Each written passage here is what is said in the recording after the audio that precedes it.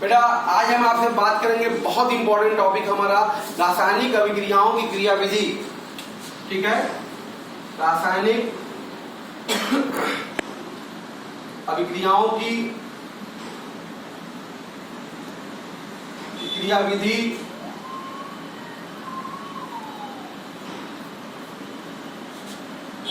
ठीक है के आधार पर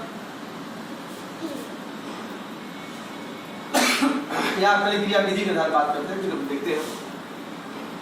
देखो बेटा, रासायनिक क्रियाविधि के आधार पर बेटा क्रिया विधि के आधार पर बेटा रासायनिक अभिक्रियाएं जो होती हैं, रासायनिक अभिक्रियाएं दो प्रकार की होती है बेटा। क्रिया विधि के आधार पर, मैग्नीशियम के आधार पर बेटा रिएक्शन हमारे दो टाइप के होते हैं, बहुत ध्यान दीजिएगा। पहला होता है बेटा हमारा सरल अभिक्रिया, या बेटा इसी को हम लोग प्राथमिक अभिक्रिया भी कहते हैं।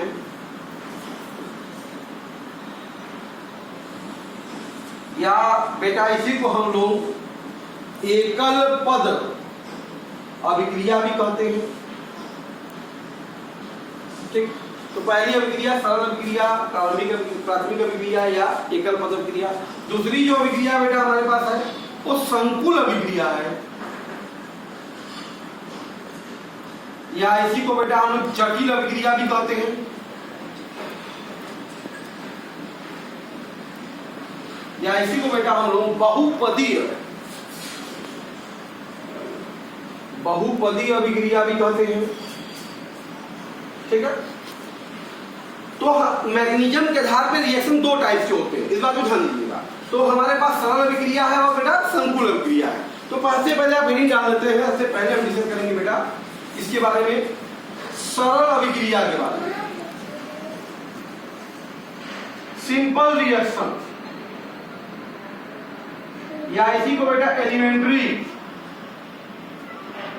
रिएक्शन, या बेटा इसी को सिंगल स्टेप रिएक्शन।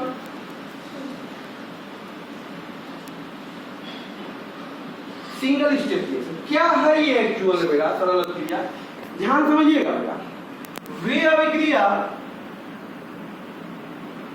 वे अभिक्रिया जिसमें कोई अभिक्रिया मध्यवर्ती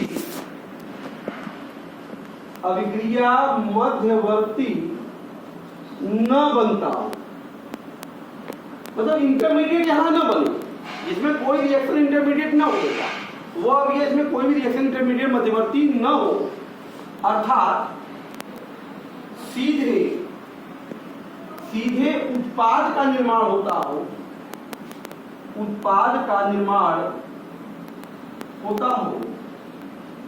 उसी को बेटा हम लोग सरल अभिक्रिया कहते हैं। सरल अभिक्रिया कहते हैं। तो ठीक है बेटा, सरल अभिक्रिया में इंटरमीडिएट का कोई रोल नहीं है। जैसे कि हम बात करें, ग्राफ से भी आप समझ सकते हैं। यहाँ पे मान लो बेटा ये एनर्जी ले लिया जाए, ऊर्जा, और यहाँ पे इसकी अभिक्रिया कोऑर्डिनेट, रिएक्शन कोऑर्डिनेट की बात करें, बात कर रहे हैं, तो एक्चुअल में होता क्या है, ये मान लेते हैं इस तरह से है, ये है कुछ, तो ये अगर अभिकारक है बेटा, ये अभिकारक, ये देखिए ऐसे जाता है और यू ऐसे ये उत्पाद में जाता है, ये उत्पाद। तो यहां पे एक्चुअल में होता क्या है, कोई इंटरमीडिएट नहीं, अभिकारक सीधे गया और उत्पाद में बदल गया। यहां पे ट्रांजिशन स्टेट बनता है। ठीक है, संकुल अवस्था, संक्रमण अवस्था जरूर बनती है, संक्रमण अवस्था होती है, संक्रमण अवस्था है यहाँ, लेकिन ये इंटरमीडिएट नहीं है। यहाँ पे कोई भी रिएक्शन जो है वो सीधे पी में बदल जाता है, सीधे पी में, सीधे प्रोडक्ट में बदलता है। कहने का अभिप्राय आप ऐसे समझ लीजिए एक्चुअल में ट्रांजिशन स्टेट क्या है? जैसे मान लिया जाए अगर आप A2 का B2 से रिएक्शन करा रहे हैं तो अब आप देख रहे हैं कि मान लिया 2AB बना, उत्पाद बन रहा है। तो एक्चुअल में हुआ क्या बेटा, यहाँ पर A और A के बीच का बॉन्ड कोलाइड कर रहा है, इनका बॉन्ड जो हो रहा है वो कमजोर हो रहा है ना। तो ये आपस में इंटरेक्ट करने की कोशिश कर रहे हैं, यही इसका ट्रांजिशन स्टेट है, इंटरमीडिएट नहीं है। ये तुरंत जैसे ही ये ट्रांजिशन स्टेट बनेगा अब तुरंत ही कहाँ चलेगा, ये प्रोडक्ट में कन्वर्ट हो जाएगा। एनर्जी बैरियर है ट्रांजिशन, हर अभिकारक में वो ऊर्जा होनी चाहिए जो उसकी एक्टिवेशन एनर्जी करवाती है, बताया तो मैंने, सक्रिय ऊर्जा होना जरूरी है, ठीक है। तो ये हो जाएगा आपका, ये अभिकारक सीधे उत्पाद में बदल रहा है। तो सरल अभिक्रिया में बेटा कोई भी मध्यवर्ती भाग नहीं देगा, मध्यवर्ती आएगा ही नहीं, तो सीधे अभिकारक कहाँ जाएगा, उत्पाद में बदल जाएगा। इसको ऐसी अभिक्रियाओं के लिए कोई कंफ्यूजन नहीं होगा। अगर ऐसी अभिक्रिया है तो उसमें कुछ सोचना नहीं है। जैसे एग्जाम्पल मान लीजिए आपके सामने यही दे दिया A2 + B2 A2AB में बदल रहा है बेटा, और ये सरल अभिक्रिया है, तो सरल अभिक्रिया है तो डेफिनेटली यहाँ पे अब ये देखिए प्रयोगात्मक, ये ऐसा रेट यहाँ पे आ रहा है बेटा, तो यही इस बात को प्रूव करता है कि सरल अभिक्रिया है। हम ये नहीं कह रहे सरल है, लेकिन रेट इस बात को बताएगा। रेट जिसका भाई जो इसका मेट्रिक है उसी अनुपात में आ रहा है, इसलिए हम कहेंगे इसलिए इसका रेट ऐसा है, इसलिए सरल अभिक्रिया है। तो इसका मतलब इसकी आणविकता, आणविकता क्या है इसकी बेटा, ये आणविकता है 2, सरल अभिक्रिया में 2 अणु भाग लें, जो सीधा डायरेक्ट भाग लेता हो रिएक्शन में प्रोडक्ट बनाने के लिए, वही आणविकता है 2 है। और यहाँ पे कोटि क्या होगी, कोटि हो जाएगी बेटा 1 मतलब 2 होगी। तो सिंपल रिएक्शन में ये बात हो सकती है बेटा, क्लियर है।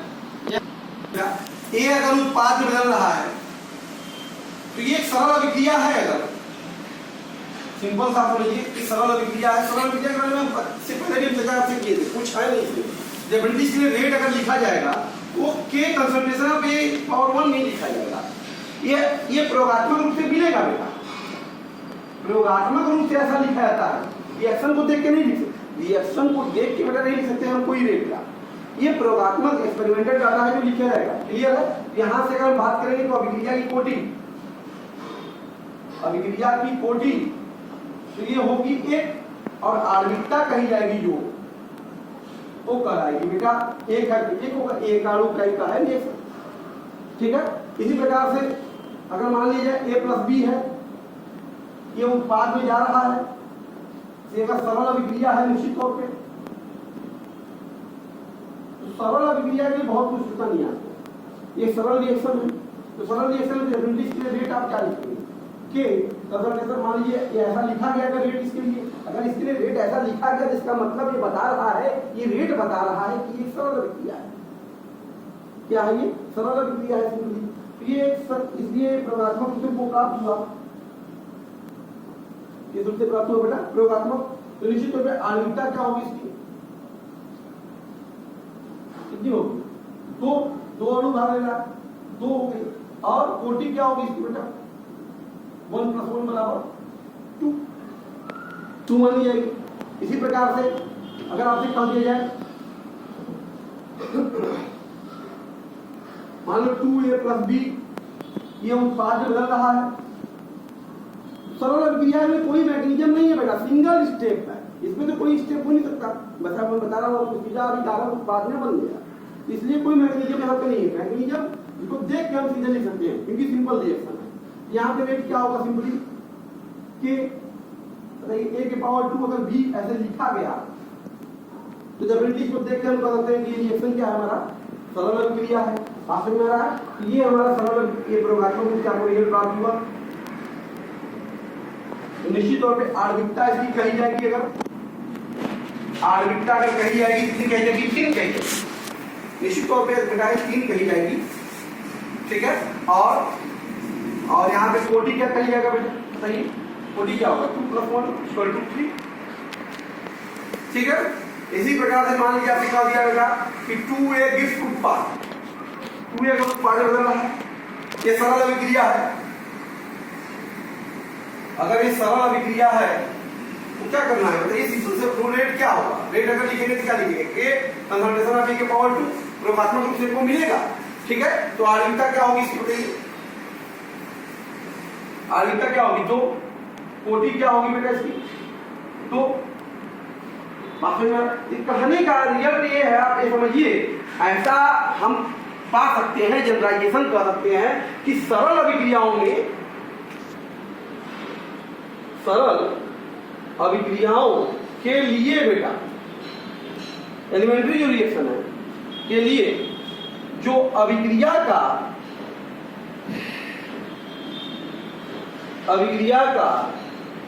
बेटा स्टाइकियोमेट्री जो गुणांक है, स्टाइकियोमेट्री जो कोफिशिएंट आप देख रहे हैं 2 1 इस टाइप से, ये गुणांक है बेटा, ये वेग नियम में सांद्रता के घातांक होते हैं, क्लियर है बेटा। ये सरल अभिक्रियाओं की पहचान, ये बात है। जैसे अगर मान लीजिए आपको ऐसा लिखिए बेटा, सपोज दैट ऐसा लिख दिया 3a + b गिव्स प्रोडक्ट, ये है, और इसके लिए रेट लिख रहा है कि कंसंट्रेशन ऑफ ए के पावर 2 और बी के पावर 1/2, ये लिख रहा है एक्सपेरिमेंटल। तो इसको देख के हम कह सकते हैं कि ये सरल अभिक्रिया नहीं है, क्यों, देखिए इसका रेट ला इसके कोफिशिएंट से वेरी नहीं कर रहा, तो निश्चित तौर पे ये अभिक्रिया क्या होगा, कॉम्प्लेक्स होगा, जटिल होगा बेटा। तो कोटि की क्या होगी, कोटि क्या होगी 2 10 1/2 3/2 सॉरी 5/2। आणविकता क्या लिखेंगे आप बताइए, आणविकता क्या लिखेंगे 3 × 1 = 4, अरे कभी नहीं, 4 नहीं हो सकती क्योंकि कॉम्प्लेक्स है। तो कॉम्प्लेक्स के लिए तो आणविकता परिभाषित ही नहीं है, डिफाइंड ही नहीं है, क्योंकि हर पद की आणविकता अलग अलग होती है। तो आणविकता क्या होती है कॉम्प्लेक्स में, हर पद की आणविकता अलग होती है, ये कॉम्प्लेक्स आ गया, इसका मतलब ये आपका कभी भी आणविकता ऐसा नहीं होता, अनडिफाइंड होगा। ये थी बेटा सिंपल रिएक्शन। अब जो मुख्य रूप से हमें बात करनी है जो कंपोजिशन के लिए, वो आपका कॉम्प्लेक्स रिएक्शन का मैकेनिज्म है।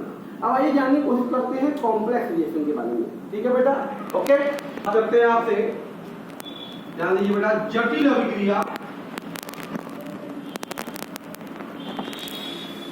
कॉम्प्लेक्स रिएक्शन, या बेटा इसको मल्टीपल स्टेप रिएक्शन भी कहते हैं, मल्टीपल स्टेप रिएक्शन या कॉम्प्लेक्स रिएक्शन। बेटा जान लीजिए क्या होता है एक्चुअली, सीधी सी बात है बेटा, वह अभिक्रिया जो एक से अधिक पदों में पूर्ण होती है तथा जिसकी आणविकता बेटा अपरिभाषित होती है,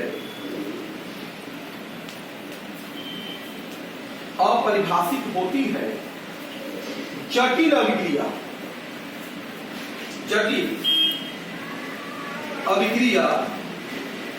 कहलाती है, ठीक है बेटा।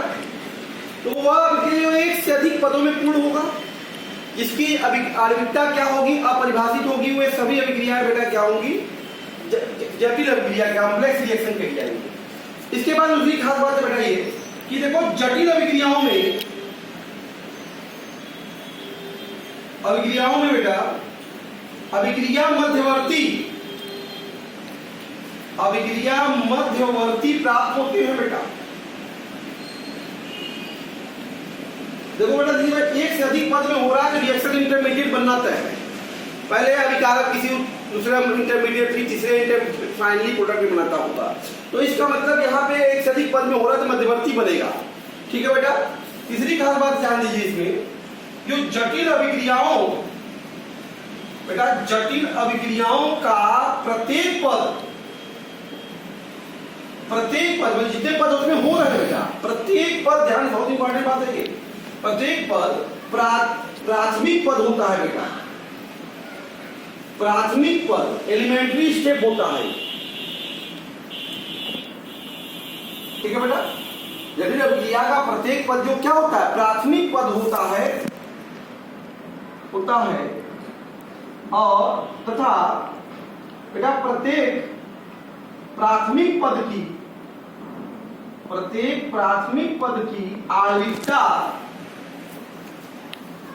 आणविकता बेटा परिभाषित होती है। हर स्टेप अलग अलग स्टेप का आणविकता रहेगा, लेकिन ओवरऑल रिएक्शन की आणविकता नहीं डिफाइंड होगी। क्लियर है बात बेटा? अगली पॉइंट अगर हम बात करें बेटा, ध्यान दीजिएगा, देखो जटिल अभिक्रियाओं, बेटा जटिल अभिक्रियाओं की जो दर है, का जो दर है बेटा, वह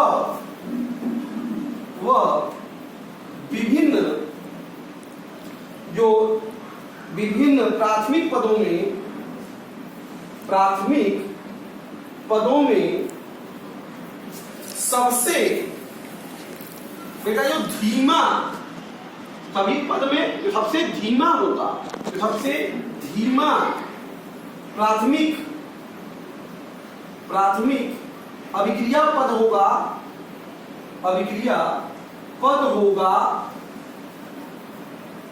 उसी से निर्धारित किया जाता है बेटा, निर्धारित किया जाता है। क्लियर? तो बेटा जटिल अभिक्रियाओं का जो दर है, वो जितने मल्टीपल स्टेप में है उसमें सबसे स्लो स्टेप जो होगा, उस स्लो स्टेप के द्वारा ही, धीमे पद के द्वारा ही जो है, हम उसका क्या करेंगे, दर निर्धारण करेंगे बेटा, जिसे हम लोग बेटा दर निर्धारण पद भी कहते हैं। जो स्लो स्टेप है बेटा, दर निर्धारण पद, रेट डिटरमाइनिंग स्टेप, आरडीएस कहते हैं साथ में बेटा, वो आरडीएस होता है। क्लियर है बेटा? तो है बेटा, देखो अभिक्रिया के वेग नियम में,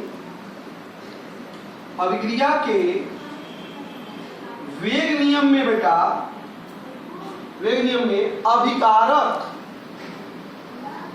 या उत्पाद या उत्प्रेरक किसी को भी लिखा जा सकता है बेटा, लेकिन मध्यवर्ती को कभी भी बेटा वेग नियम में नहीं लिखते हैं। ये खास से खास बात है बेटा, कभी भी नहीं लिखेंगे। इंटरमीडिएट्स को कभी भी वेग नियम में नहीं लिखेंगे। अभिकारक को लिख दीजिए, उत्पाद को लिख दीजिए, उत्प्रेरक तक को लिख दीजिए, लेकिन रिएक्शन क्यों नहीं लिखते? अरे भाई लिखेंगे कैसे हो? इंटरमीडिएट तो क्षणिक इंस्टेंटेनियस होता है ना, आया गया तो उसको हम कहां से लिख पाएंगे यहाँ पर? क्लियर है बेटा? इस कारण से हम उसको क्या करते हैं, इंटरमीडिएट को यहाँ पे नहीं लिखते। बात में अब कैसे पता करेंगे, इसे दिमाग में पता कैसे जानेंगे कौन सा डिटरमाइनिंग स्टेप है, कैसे निर्धारित होगा कि आरडीएस यही है, फ्लो स्टेप यही है। तो देखिए इसके लिए क्या है, इसे हम ऐसे समझिए, मान लिया जाए, ध्यान दो बेटा,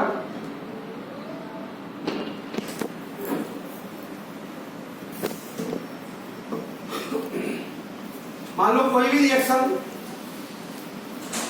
है, ये रिएक्शन की ऊर्जा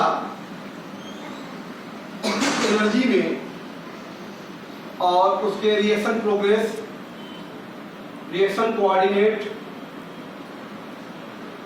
अभिक्रिया के प्रसार में ग्राफ खींचा गया हो। ध्यान से समझिएगा, कुछ इस तरह से ग्राफ आपको दिखाई दे रहा है यहाँ पे। देखिए ऐसे गया, फिर ये ऐसे आया, फिर ये ऐसे आया, फिर ये ऐसे गया। देखिए ये उत्पाद है, ये प्रोडक्ट यहां बना रहा है बेटा, ये है आर, ये है पी। ये जटिल अभिक्रियाओं का रिएक्शन है।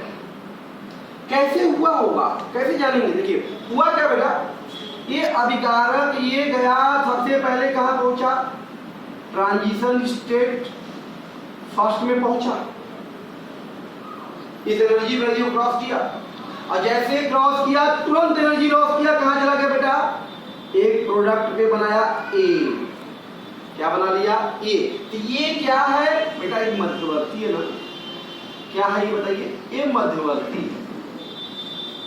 अब ये मध्यवर्ती यहां बना, तो ये मध्यवर्ती फिर से कहां गया, ऊपर गया, फिर अपने एनर्जी बैरियर पे गया कि नहीं गया, ये भी ट्रांजिशन स्टेट होगा सेकेंड, ये इसकी सेकेंड ट्रांजिशन स्टेट कही जाएगी। फिर ये क्या करेगा, एनर्जी फिर से डाउन किया, डाउन करके कहां चला गया बेटा, फिर से यहाँ बना रहा उत्पाद, ये भी मान लो बी बना लिया, क्या बना लिया बी,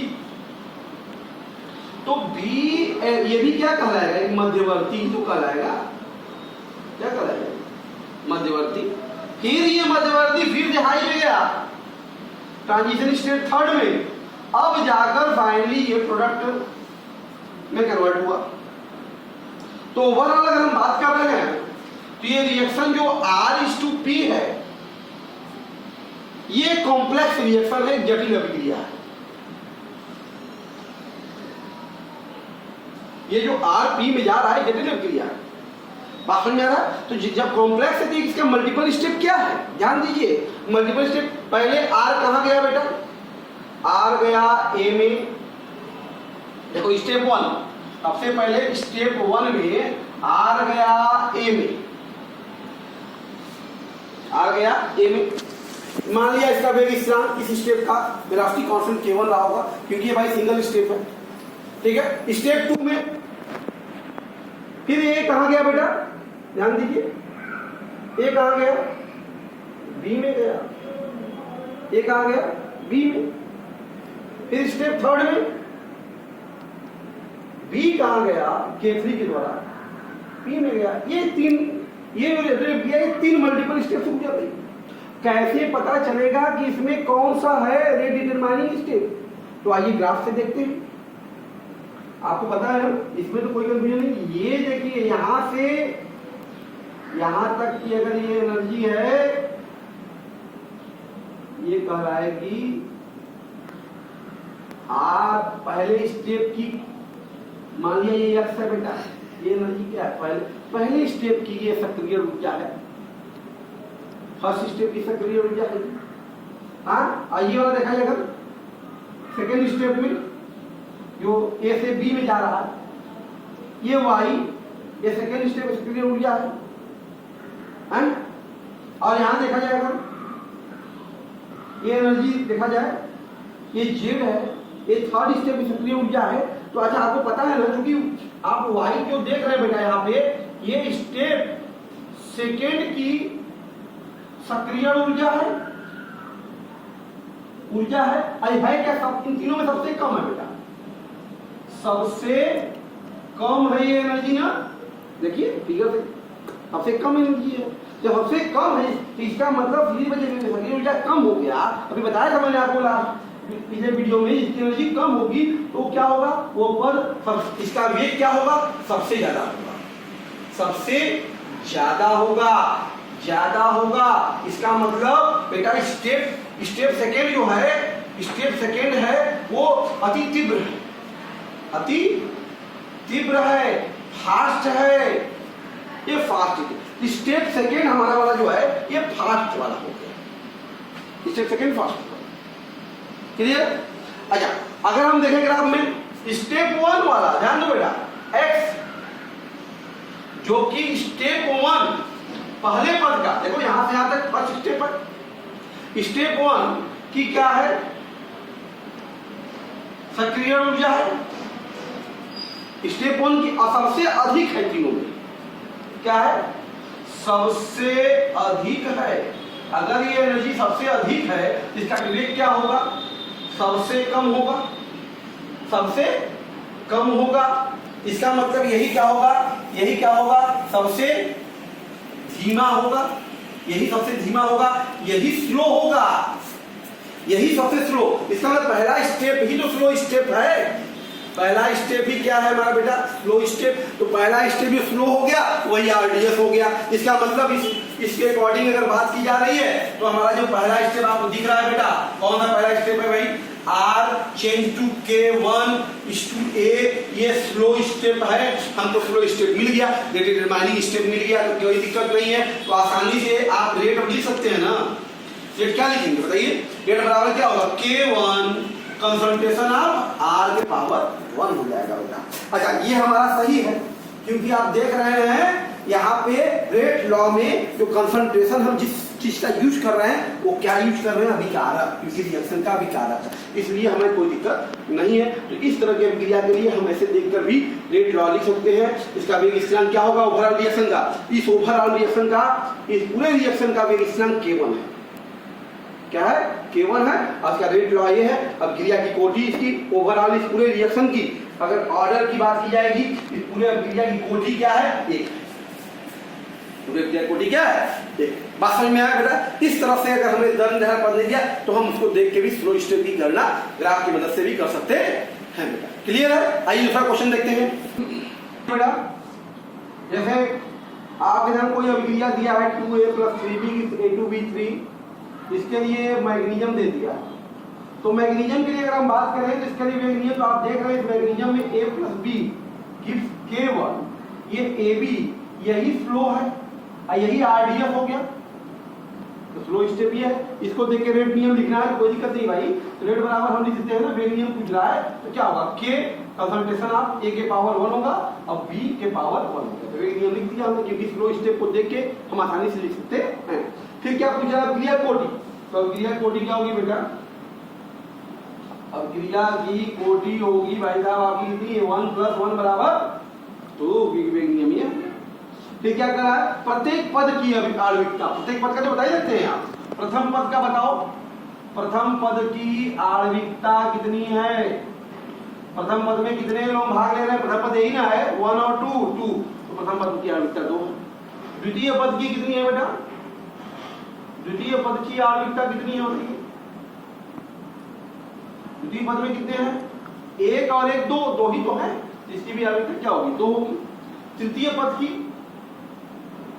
तृतीय पद की आणविकता क्या होगी, क्या होगी बेटा, 1 2 3, कितनी होगी, 3 होगी। बात समझ में आया बेटा। नेक्स्ट क्वेश्चन देखते हैं। क्या क्वेश्चन है आपके, खास बात है, देखिए आपके सामने मान लीजिए क्रिया दी हुई है, ठीक है, 2A + AB 3B की A2B3 की क्रिया विधि यहाँ पे दिया हुआ है, तो वेग नियम पूछ रहा है। तो यहाँ से अगर हम देखें बेटा तो आप देख रहे हैं कि AB + B गिव्स K2, ये AB2 यही फ्लो स्टेप है, यही आरडीएफ है। तो इसके अनुसार तो निश्चित तौर पे हमारा रेट अगर लिखा जाए तो क्या लिखा होगा, K2 concentration of AB × concentration of B, समीकरण नंबर 1। ध्यान दीजिए,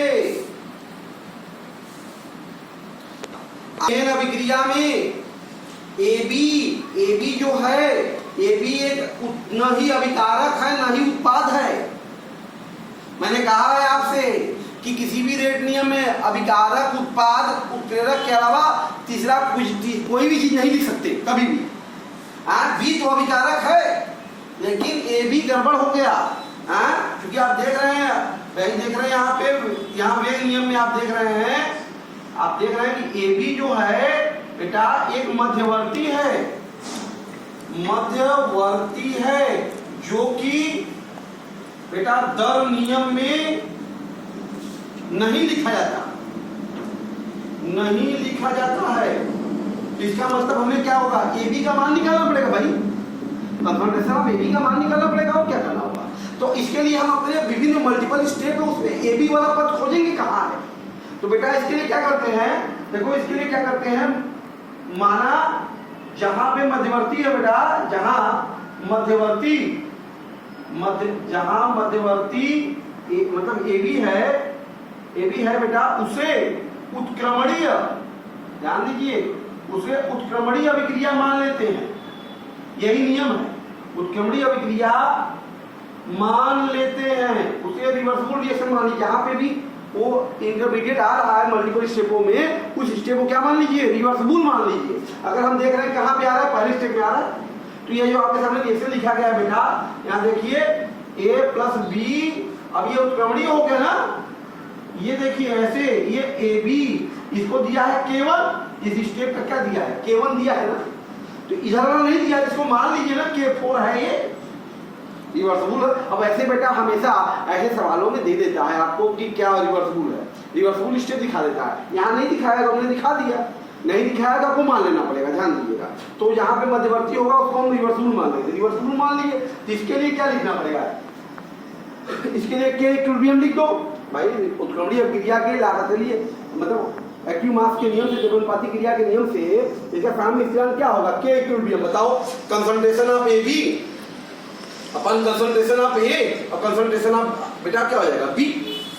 ये होता क्या है बताओ, वेग साम्य स्थिरांक का मान फॉरवर्ड के वेग स्थिरांक बटे बैकवर्ड के अनुपात के बराबर होता है, मतलब क्या हो जाएगा K1 बटा K4, K1 बटा K4। हमको क्या चाहिए, कंसंट्रेशन ऑफ AB चाहिए ना, क्योंकि वही तो रखना है बस वहां पे। तो कंसंट्रेशन ऑफ AB क्या आ गया बताओ मुझे, तो कंसंट्रेशन ऑफ AB बराबर आ गया K1 by K4, concentration of A concentration of B आ गया, तो उठा के रख दीजिए रेट में। तो रेट बराबर क्या हो जाएगा आपके पास बताओ, रेट बराबर मतलब क्या है, K2 है गुणे AB का मान कितना आ गया बेटा, K1 by K4, K1 by K4 और AB का मान हो गया बेटा हमारे पास concentration of A concentration of B into concentration of आपका क्या हो गया B।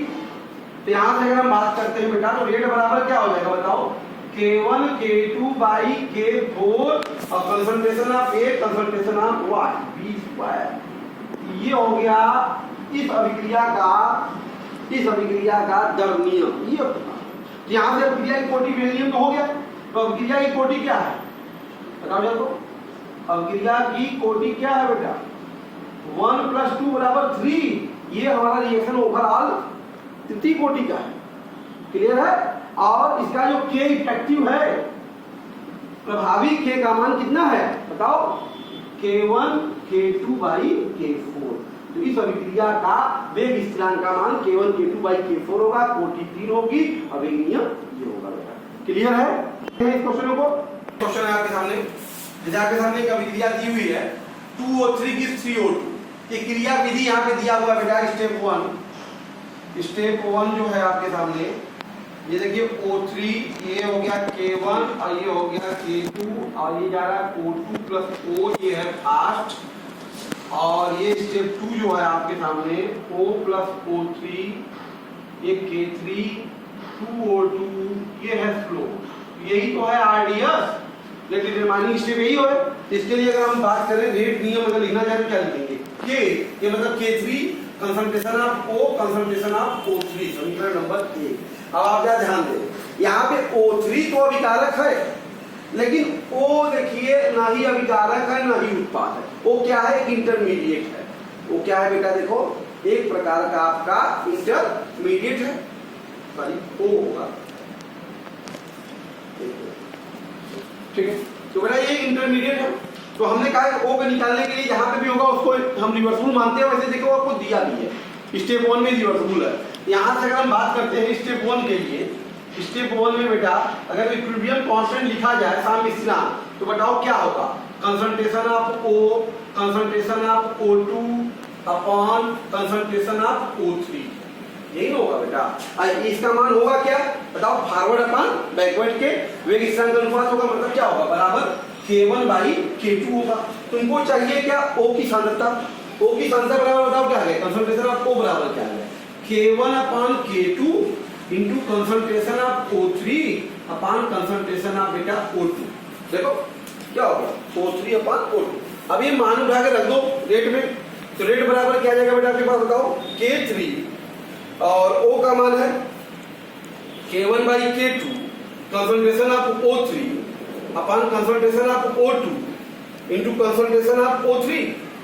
तो ओवरऑल रेट बराबर हमारे पास क्या आ गया, ध्यान दो बेटा, K1 K3 बाई K2 और कंसंट्रेशन ऑफ O3 के पावर 2 और O2 के पावर हो गया -1, ये हो गया। तो ये इस अभिक्रिया का क्या है बेटा, वेग नियम है। क्लियर है? तो इसका अभिक्रिया कोटि क्या होगी बताओ, इस अभिक्रिया की कोटि क्या है बताइए जरा तुमको, क्या होगा, 2 - 1 बराबर 1। ये अभिक्रिया हमारी ओवरऑल प्रथम कोटि की है।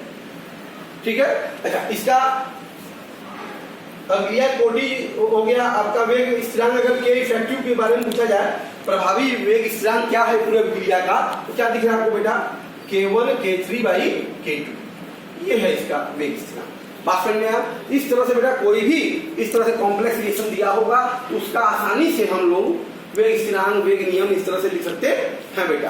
क्लियर है? तो भाई यहाँ पे अब तक हर जगह फ्लो स्टेप लिखा था, रेट डिटरमाइनिंग स्टेप लिखा था, RDS दिया हुआ था, तो हम आसानी से उसका वेग नियम, नीक कर्व और इक्विलिब्रियम कांस्टेंट की मदद से अपनी बातें कर ले गए।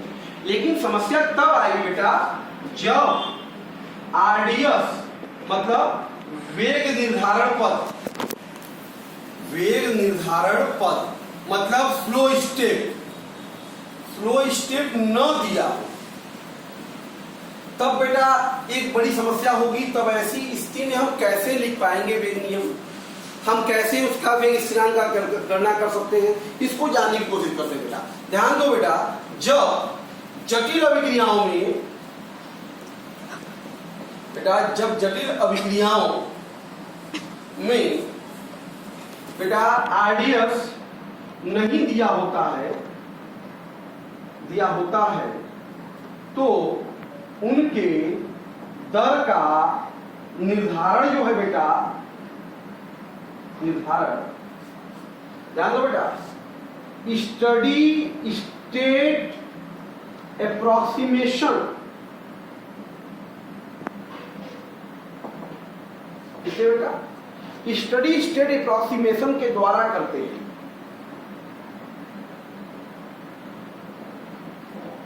ठीक है, ये क्या है स्टडी स्टेट अप्रोक्सीमेशन बेटा, इसके अनुसार एक्चुअली होता क्या है, इसके अनुसार बेटा जो मध्यवर्ती होते हैं, मध्यवर्ती बेटा आपको पता है तत्काल उत्पन्न होते हैं,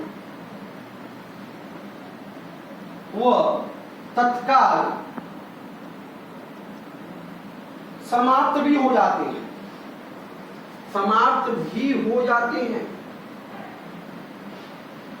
अर्थात बेटा जो मध्यवर्ती होता है वो बेटा तत्कालिक होता है, तत्कालिक इंस्टेंटेनियस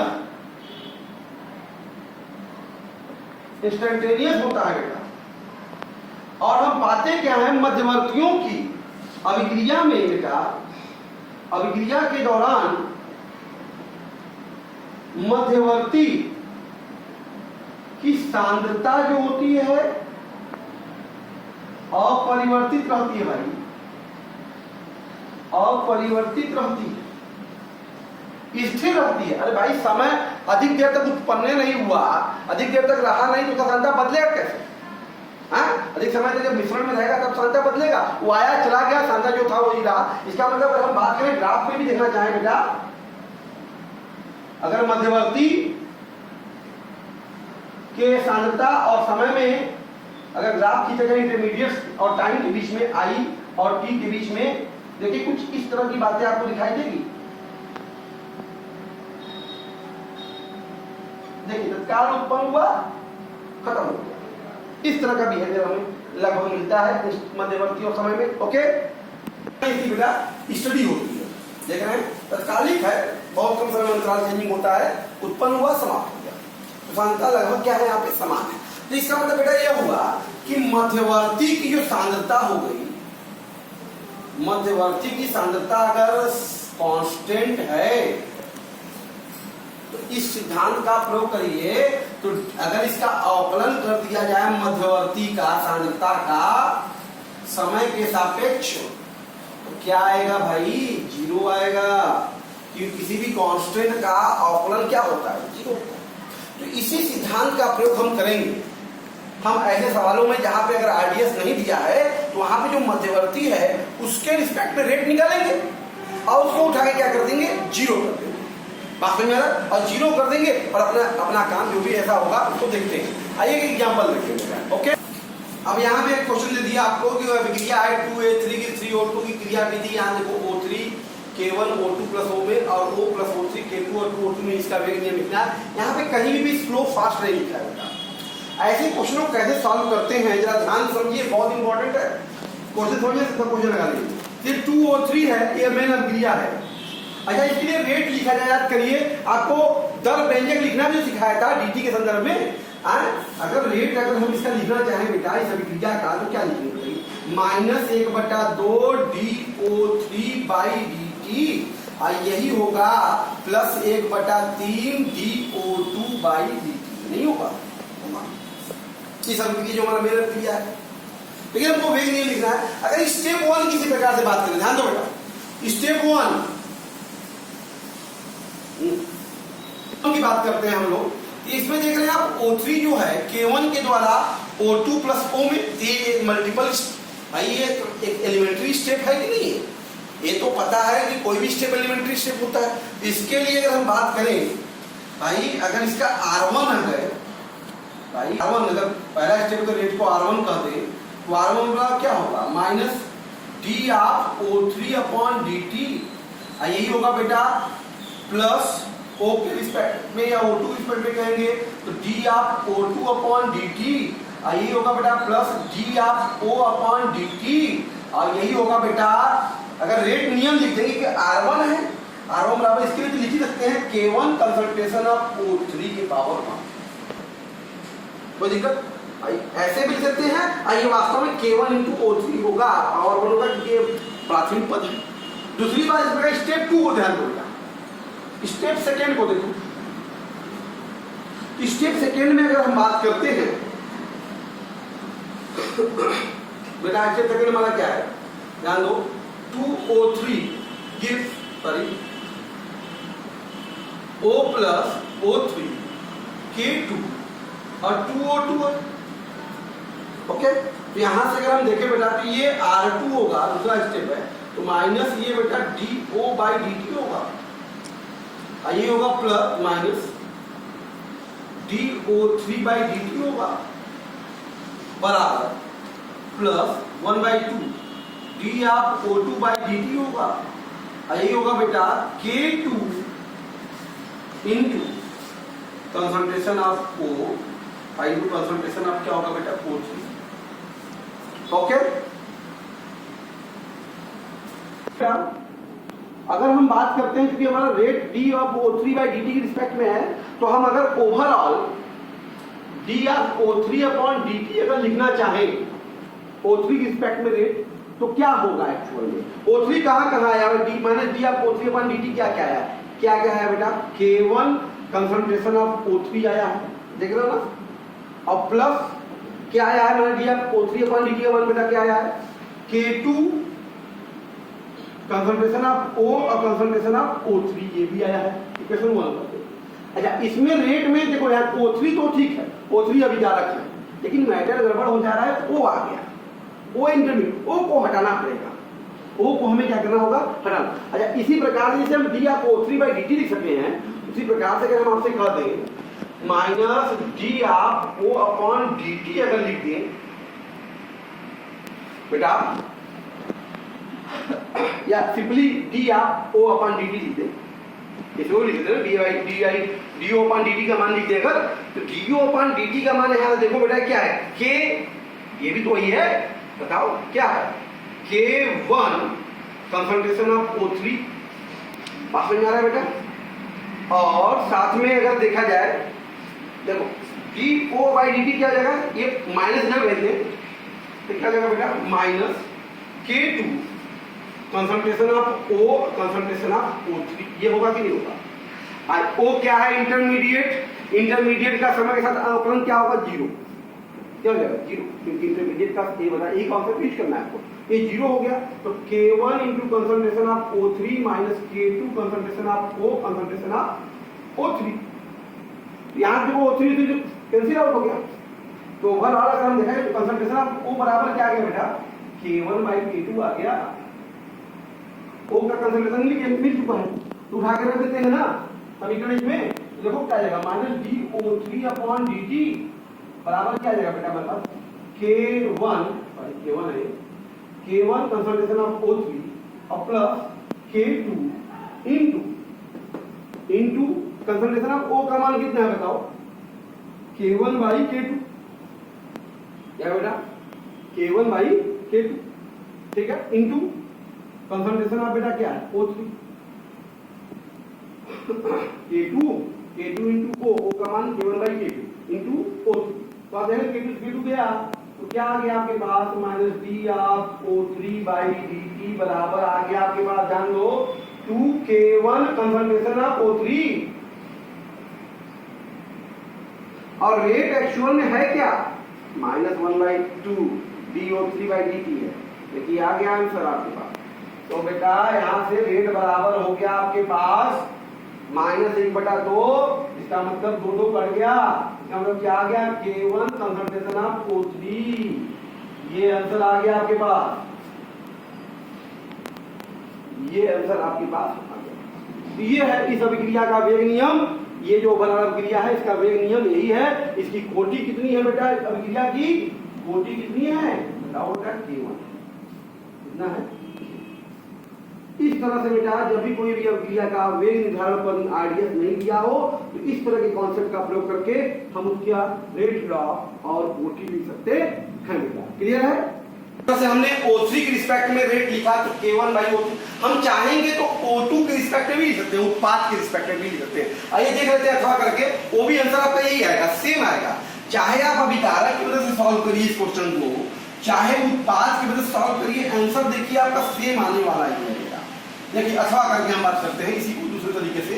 अगर हम बात करते हैं d of O2 overall, d of O2 upon dt अगर हम लिखने की बात करें तो पहले स्टेप में देखो d of O2 upon dt क्या है, K1 O3 है ना, ये हो गया K1 कंसंट्रेशन ऑफ O3 और बेटा d of O2 upon dt क्या है, देखो यहां से dO2 है क्या है 2 इंटू है बेटा, देखो क्या है 2 into plus 2 into K2 concentration of O और कंसंट्रेशन ऑफ क्या होगा O3।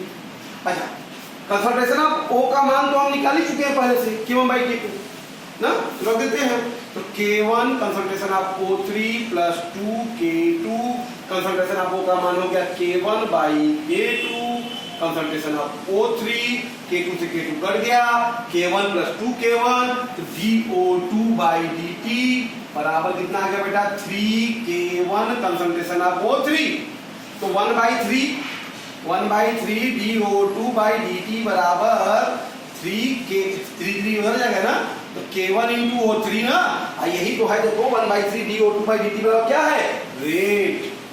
आ गया कि नहीं हुई फार्मूला, देखो फिर से वही आ गया सेम, चाहे वही मैंने कहा विकारक के रिस्पेक्ट में लिखो चाहे उत्पाद के रिस्पेक्ट में लिखो, आंसर अलग है। बहुत इंपॉर्टेंट बेटा इस तरह के क्वेश्चन। तो आज हमने आपसे बेटा कॉम्प्लेक्स रिएक्शन पे आधारित जो उनका वेग नियम है, उनका वेग स्थिरांक है, निकालने का तरीका बताया। आपसे कोई भी क्वेश्चन मिस नहीं हो सकता बेटा, कॉन्सेप्ट को क्लियर रखेंगे तो हर क्वेश्चन को सॉल्व कर लेंगे, ये निश्चित है बेटा, इसको प्रैक्टिस कीजिए। और इसके बाद आगे का हम इसके जो भी काइनेटिक्स की बातें हैं अगले वीडियो में आपसे शेयर करेंगे बेटा। Okay, thank you.